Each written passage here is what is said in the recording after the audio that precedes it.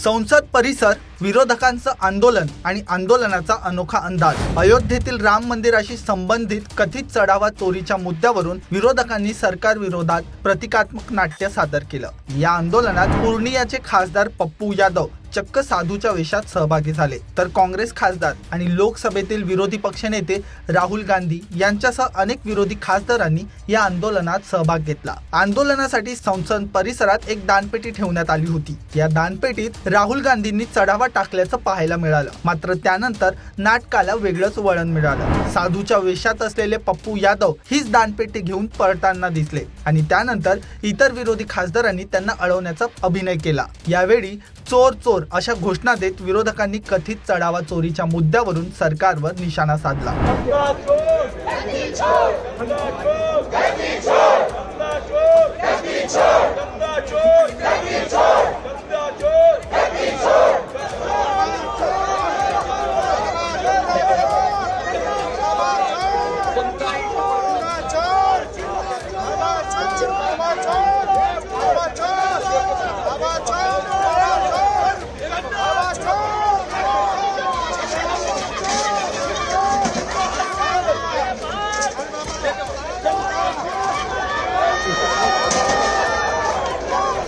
या प्रतिकात्मक आंदोलनाच्या माध्यमातून विरोधकांनी केवळ राम मंदिरातील कथित चढावा चोरीचाच मुद्दा उपस्थित केला नाही, तर इतर राजकीय आणि सार्वजनिक प्रश्नावरूनही सरकारला घेरण्याचा प्रयत्न केला। आंदोलनादरम्यान केंद्रीय गृहमंत्री अमित शहा यांच्या विरोधात ही घोषणा करण्यात आली।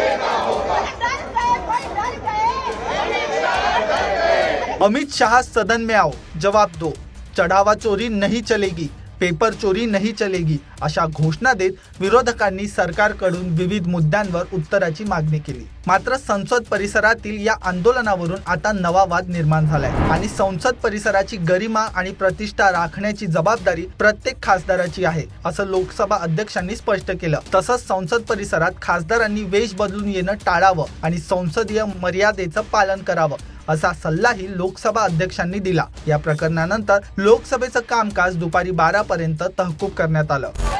मैंने पूर्व में भी कहा था कि सदन के अंदर तख्तियां लेकर आकर बैनर लेकर आना ये संसद की परंपराओं और मर्यादाओं के अनुरूप नहीं है। और कुछ मान्य सदस्य तो वेश बदल बदल कर संसद में जिस तरीके से पहनकर आते हैं, मेरी उन मान्य सदस्यों को चेतावनी है।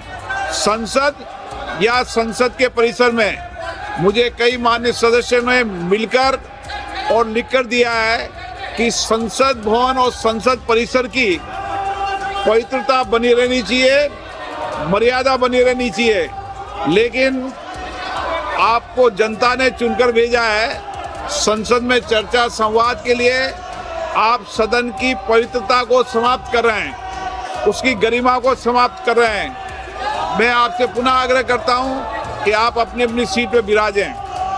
एकीकडे लोकसभा अध्यक्षांकडून संसदीय मर्यादेचा मुद्दा उपस्थित करण्यात आला, तर दुसरीकडे विरोधकांनी मात्र आपलं आंदोलन हे लोकशाही पद्धतीने सरकारला जाब विचारण्यासाठी केलेलं प्रतिकात्मक आंदोलन असल्याचं म्हटलंय। विविध मुद्द्यांवर सरकारनं संसदेत उत्तर द्यावं अशी विरोधकांची मागणी आहे। त्यामुळे संसद परिसरातील या अनोख्या आंदोलनामुळे आता सत्ताधारी आणि विरोधकांमध्ये पुन्हा एकदा राजकीय संघर्ष पेटण्याचं चिन्ह आहे। राम मंदिराशी संबंधित कथित चढावा चोरीचा मुद्दा, पप्पू यादवांचा साधूचा वेश, दानपेटी घेऊन पळण्याचं प्रतिकात्मक नाट्य आणि राहुल गांधीसह विरोधकांचा सहभाग या सगळ्यांमुळे संसद परिसरातील आंदोलनाची चांगलीच चर्चा रंगली। मात्र या आंदोलनातून विरोधकांनी उपस्थित केलेल्या प्रश्नांपेक्षा संसदीय मर्यादेचा मुद्दा आता अधिक चर्चेत आला आहे।